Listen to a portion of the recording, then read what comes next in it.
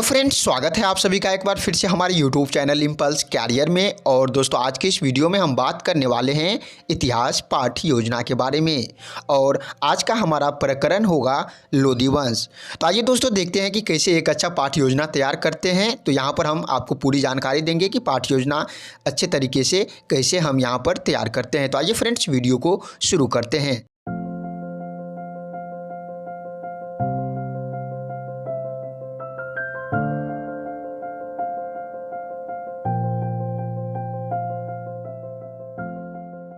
तो फ्रेंड्स, यहाँ पर आप देख सकते हैं, सबसे पहले आपको अपने नोट शीट जो होगा पाठ्य योजना का कॉपी, यहाँ पर जो है सबसे ऊपर में आपको पाठ्य योजना दे देना है कि आपका पाठ्य योजना संख्या कितना है। इस प्रकार से आपको दे देना है। उसके बाद आपको जो है कुछ इस प्रकार से फॉर्मेट तैयार कर लेना होता है, जैसे कि विद्यालय का नाम, छात्राध्यापक का नाम, दिनांक, विषय, कक्षा, कालांश, अवधि। इस प्रकार से आपको फॉर्मेट तैयार कर लेनी है। इसके बाद यहाँ पर आप देख सकते हैं प्रकरण हमारा लोधी वंश है, तो हमने यहाँ पर प्रकरण दे दिया है लोधी वंश। और यहाँ पर आपको सामान्य उद्देश्य देने हैं।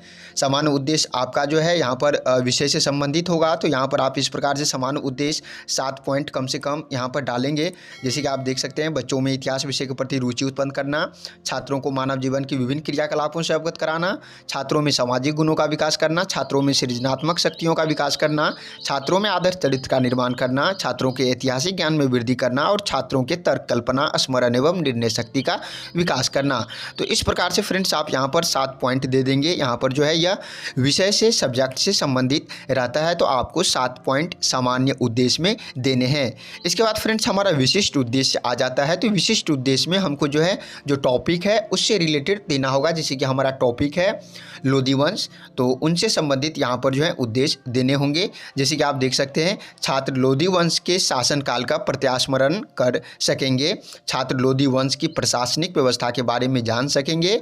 और यहाँ पर जो है तीसरा हमारा पॉइंट है, छात्र लोधी वंश के शासकों के बारे में जान सकेंगे। तो कम से कम यहाँ पर आपको 3 पॉइंट देने होंगे विशिष्ट उद्देश्य में। ये बातें आपको ध्यान रखनी है। इसके बाद हमारा अगला बिंदु आ जाता है शिक्षण सामग्री या सहायक सामग्री भी हम कह सकते हैं, या शिक्षण सहायक सामग्री। तो फ्रेंड्स यहाँ पर जो है शिक्षण सामग्री में आपको जो है लपेट श्यामपट्ट, चौक, डस्टर, प्रकरण से संबंधित चार्ट आदि, सांकेतक, ये सब चीज़ें आप दे सकते हैं। इसके बाद शिक्षण विधि की बात आती है।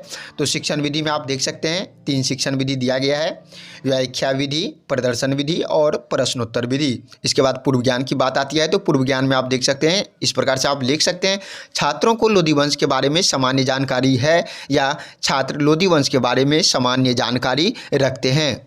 तो फ्रेंड्स इसके बाद हमारा अगला बिंदु आ जाता है प्रस्तावना। और प्रस्तावना में आप देख पाएंगे किस प्रकार से यह फॉर्मेट तैयार किया गया है। इस प्रकार से आप भी टेबल बना लेंगे। और यहाँ पर जो है 3 चीज़ें दी गई है, कर्म संख्या, छात्राध्यापक क्रिया और छात्र छात्राएं क्रियाएं। इसके बाद हमारा पहला सवाल जो है बच्चों से, इस प्रकार आप देख सकते हैं, बुलंद दरवाज़ा किसने बनवाया था? तो बच्चे यहाँ से जवाब दे रहे हैं अकबर ने। फिर यहाँ पर अकबर से रिलेटेड चीज़ को हम पूछ लेंगे कि अकबर किस वंश का शासक था? तो यहाँ पर जवाब आ रहा है मुगल वंश का। फिर यहाँ पर हम पूछ रहे हैं मुगल वंश किस वंश के पतन के बाद स्थापित हुआ? तो बच्चे यहाँ पर जवाब दे रहे हैं लोधी वंश। फिर यहाँ पर लोधी वंश के बारे में आप क्या जानते हैं? इस प्रकार से आप पूछ लेंगे कि बच्चों से लोधी वंश के बारे में आप क्या जानते हैं। तो बच्चे के लिए यह समस्यात्मक हो जाएगा, वो उत्तर नहीं दे पाएंगे। तो यहीं से आपका जो है उद्देश्य कथन निकल कर आ जाएगा। यहाँ पर आप देख सकते हैं, इसके बाद आपका अगला कथन हो जाएगा उद्देश्य कथन। आपका जो है प्रकरण था लोधी वंश, और लोधी वंश के बारे में बच्चों को यहाँ पर समस्या आ गई है। और इसी प्रकार यहाँ पर उद्देश्य कथन भी इसलिए आपका निकल कर आ जाएगा कि छात्रों आज हम लोधी वंश के बारे में विस्तार से अध्ययन करेंगे। तो आपका यहाँ पर जो है उद्देश्य कथन कंप्लीट हो गया, और बच्चों को हम बता देंगे कि लोधी वंश के बारे में आज हम विस्तार से अध्ययन करेंगे। तो फ्रेंड्स यहाँ पर जो है हमारा अगला बिंदु है प्रस्तुतिकरण। और यहाँ पर आप देख सकते हैं, इस प्रकार से फॉर्मेट तैयार कर लिया गया है। यहाँ पर जो है पहला शिक्षण बिंदु, और दूसरा जो है छात्राध्यापक क्रिया, तीसरा छात्र छात्राएं क्रिया, और चौथा जो है यहाँ पर श्यामपट्ट कार्य है। और पहला यहाँ पर शिक्षण बिंदु है लोधी वंश की स्थापना के बारे में, यहाँ पर पहला शिक्षण बिंदु रखा गया है। तो यहाँ पर जो है छात्राध्यापक क्रिया जो होगा, यहाँ पर पहले विकासात्मक प्रश्न पूछा गया है कि लोधी वंश के संस्थापक कौन थे? तो यहाँ पर बच्चे जवाब दे रहे हैं बहलोल लोधी। फिर यहाँ पर दूसरा सवाल है कि लोधी वंश की स्थापना कब हुई थी? तो बच्चे यहाँ पर निरुत्तर हैं, छात्र निरुत्तर हैं। तो यहाँ पर जो है छात्राध्यापक जो है पुपिल्स टीचर यहाँ पर स्पष्टीकरण कर रहे हैं। और देख सकते हैं आप स्पष्टीकरण किस प्रकार से कर रहे हैं। तो यहाँ पर हम देखेंगे कि दिल्ली सल्तनत का अंतिम राजवंश लोदी वंश था। 19 अप्रैल 1451 ईस्वी में दिल्ली के अमीरों ने सरहिंद के सूबेदार बहलोल लोदी को आमंत्रित कर दिल्ली के सिंहासन पर बैठा दिया। लोदी वंश दिल्ली पर प्रथम अफगान राज की स्थापना किया। मतलब दिल्ली पर जो है प्रथम अफगान राज की स्थापना मतलब लोदी वंश के द्वारा ही किया गया। ये आपका पहला मतलब जो है शिक्षण बिंदु है। और यहाँ पर शिक्षण बिंदु जब आप पढ़ा रहे होंगे, स्पष्टीकरण कर रहे होंगे, तो छात्र जो है यहाँ पर ध्यानपूर्वक सुनेंगे। और इस प्रकार से आप यहाँ पर श्यामपट्ट कार्य भी करेंगे। यहाँ पर आप देख सकते हैं किस प्रकार से श्यामपट्ट कार्य किया गया है। यहाँ पर आप लिख सकते हैं जैसे कि स्थापना, संस्थापक और इसके साथ ही दिल्ली पर प्रथम अफगान राज की स्थापना लोदी वंश ने ही की। इस प्रकार से आपका श्यामपट्ट कार्य हो जाएगा। यहाँ पर आप देख पाएंगे इस प्रकार से आपको बना लेनी है। इसके बाद जैसे आप स्पष्टीकरण दे देंगे तो आपको यहाँ से बोधात्मक प्रश्न भी पूछ लेने हैं कि लोदी वंश की स्थापना कब हुई थी। तो बच्चे अब बता पाएंगे 19 अप्रैल 1451 ईस्वी में, क्योंकि यहाँ पर आपने स्पष्टीकरण में कर दिया है 19 अप्रैल 1451। तो बच्चे यहाँ पर आराम से जवाब दे देंगे 19 अप्रैल 1451। इसके बाद है बहलोल लोदी को किसने आमंत्रित किया था। तो यहाँ पर दिल्ली के अमीरों ने आमंत्रित किया था। इस प्रकार से जवाब दे पाएंगे। अब फिर जो है यहाँ पर आपका दूसरा शिक्षण बिंदु पर आने के लिए आपको कुछ विकासात्मक प्रश्न पूछने हैं। और आपका शिक्षण बिंदु है बहलोल लोदी के बारे में जानकारी देना। तो यहाँ पर आप सवाल पूछ लेंगे विकासात्मक प्रश्न में आप इस प्रकार से कि दिल्ली पर प्रथम अफगान राज की स्थापना का श्रेय किसे दिया जाता है। तो यहाँ पर बहलोल लोदी को दिया जाता है। बहलोल लोदी ने कब तक दिल्ली पर शासन की, ये बच्चे नहीं बता पा रहे हैं, तो इनके लिए समस्यात्मक हो जाएगा। और जैसे यहाँ पर इनके लिए समस्यात्मक हो जाएगा तो यहाँ पर आप स्पष्टीकरण उन चीज़ों का करेंगे। और स्पष्टीकरण में आप देख सकते हैं किस प्रकार से किया गया है कि बहलोल लोदी का जन्म, क्योंकि आप यहाँ पर बहलोल लोदी को पढ़ा रहे हैं तो यहाँ पर आप बहलोल लोदी के बारे में मुख्य मुख्य चीज़ों को बताएंगे कि बहलोल लोदी का जन्म 1401 ईस्वी में अफगानिस्तान में हुआ था। वे दिल्ली के प्रथम अफगान शासक थे। बहलोल लोदी ने बहलोल सिक्के का प्रचलन करवाया। वह अपने सरदारों को मकसद-ए-अली कहकर पुकारता था। इसके बाद उनकी जो है मृत्यु 12 जुलाई 1489 ईस्वी में दिल्ली में हो गई। तो इस प्रकार से आप बहलोल लोदी के बारे में बता देंगे। और यहाँ पर जब आप बता रहे होंगे तो छात्र जो है यहाँ पर ध्यान पूर्वक सुनेंगे। और श्यामपट्ट कार्य में आप बहलोल लोदी का जो है मुख्य मुख्य बिंदुओं को यहाँ पर आप नोट कर देंगे। जैसे कि जन्म 1401 ईस्वी अफगानिस्तान, लोदी वंश के ये प्रथम शासक थे और मृत्यु जो है 12 जुलाई 1489 ईस्वी दिल्ली में हुई। तो इस प्रकार से आप श्यामपट्ट कार्य कर लेंगे। आपने बहलोल लोदी को यहाँ पर पढ़ा दिया है। अब जैसे आप स्पष्टीकरण कर देंगे तो आपको इससे संबंधित बोधात्मक प्रश्न यहाँ से कर लेने हैं कि बहलोल लोदी का जन्म कब हुआ था। तो बच्चे यहाँ पर अब आराम से जवाब दे पाएंगे 1401 ईस्वी में। बहलोल लोदी अपने सरदारों को क्या कहते थे। तो बहलोल लोदी अपने सरदारों को मकसद-ए-अली कहते थे। तो बच्चों यहाँ पर हमने बहलोल लोदी को पढ़ा दिया है। अब इसके बाद हमारा नेक्स्ट शिक्षण बिंदु है सिकंदर लोदी। तो सिकंदर लोदी को यदि हम यहाँ पर बताना चाहेंगे तो उससे संबंधित कुछ यहाँ पर विकासात्मक प्रश्न हम बच्चों से पूछ लेंगे कि बहलोल ने कब तक शासन किया। तो यहाँ पर आप देख सकते हैं बहलोल ने कब तक शासन किया। तो इस प्रकार से हम पूछ लेंगे। तो 12 जुलाई 1489 ईस्वी तक उन्होंने शासन किया। बहलोल लोदी के बाद किसने शासन किया। तो ये बच्चों के लिए समस्यात्मक हो जाएगी। और यहाँ पर समस्यात्मक हो जाने के बाद आप इसका स्पष्टीकरण देंगे कि बहलोल लोदी के मृत्यु के बाद उसका पुत्र निजाम खान 17 जुलाई 1489 ईस्वी में सुल्तान सिकंदर शाह के नाम से सिंहासन पर बैठा। 1504 ईस्वी में सिकंदर ने आगरा शहर की स्थापना की। बाद में वे आगरा को अपनी राजधानी बनाया। उसके शासनकाल में कई ग्रंथों का फारसी में अनुवाद हुआ। संस्कृत के एक आयुर्वेदिक ग्रंथ का फारसी में फरहंगे सिकंदरी के नाम से अनुवाद हुआ।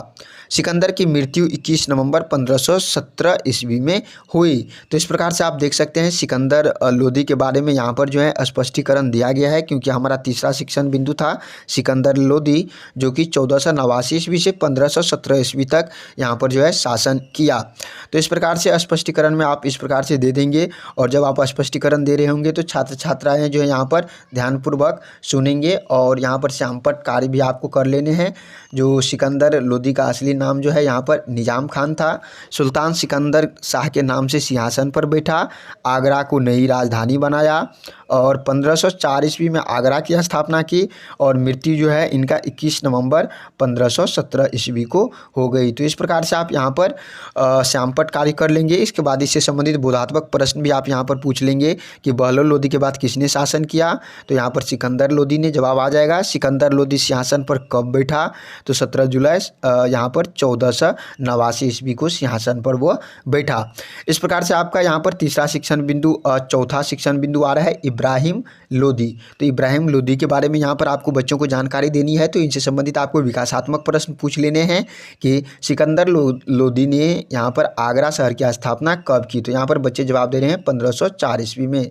तो यहाँ पर दूसरा सवाल फिर है, सिकंदर के मृत्यु के बाद सिंहासन पर कौन बैठा, तो यह उनके लिए समस्यात्मक हो जाएगा क्योंकि बच्चों को पता नहीं है कि सिकंदर लोदी के बाद सिंहासन पर कौन बैठा। तो आप यहाँ पर स्पष्टीकरण करेंगे और यहाँ पर जो है इब्राहिम लोदी के बारे में यहाँ पर आप उनको बताएंगे कि सिकंदर लोदी के बाद उनका पुत्र इब्राहिम लोदी सिंहासन पर बैठा। इनके समय में सुल्तान व अफगान सरदारों के मध्य संघर्ष प्रारंभ हो गया था। अफगान सरदार सुल्तान की शक्तिशाली स्थिति से प्रसन्न नहीं थे। इस प्रकार षड्यंत्रकारी दौलत खान लोदी एवं इब्राहिम के चाचा आलम खान ने बाबर को भारत पर आक्रमण के लिए निमंत्रण दिया। अंत में 21 अप्रैल 1526 ईस्वी को पानीपत के प्रथम युद्ध में इब्राहिम लोदी बाबर द्वारा मारा गया।